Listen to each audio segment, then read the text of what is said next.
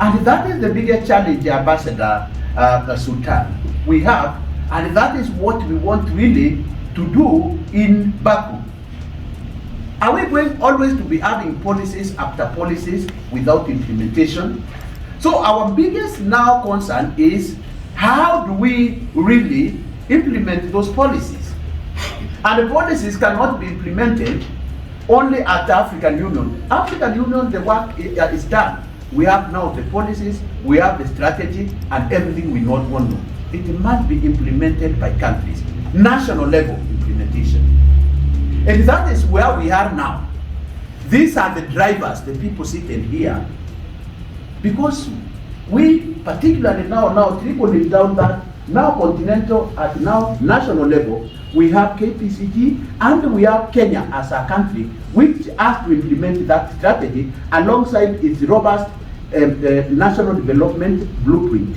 No COP can resolve it all. We know that challenges are evolving, but I think for us to be successful in addressing them, we need to change ourselves. I mean, business as usual doesn't work. Even the magnitude of financial resources required, and as you know, financial issues are at the top of COP29 agenda. I think they really explain the traditional architecture of international development or technical assistance is just unfit for this challenge.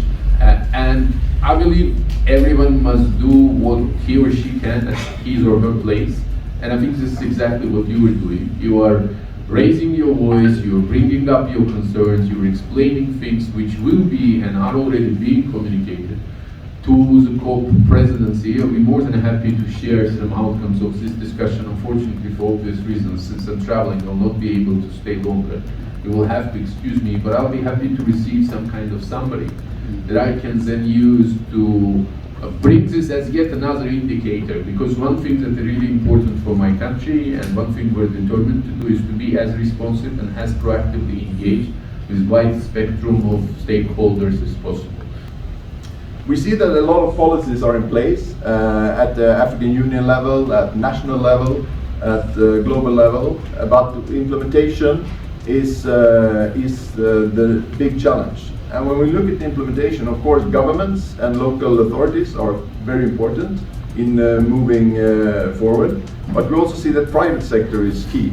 The investments of the private sector, the role of the private sector, and the environment for the private sector to take the right decisions and to invest in the right kinds of technologies and the right kinds of solutions is very important. And to get access to private finance for sustainable solutions, for agriculture, for energy, for transportation, and so on, is very, very important.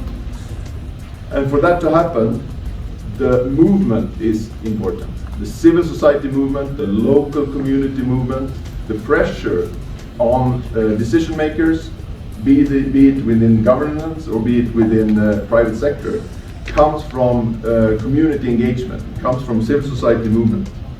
And that is why your role is decisive to create this movement at all levels, local level, national level, and regional level, and at the global level.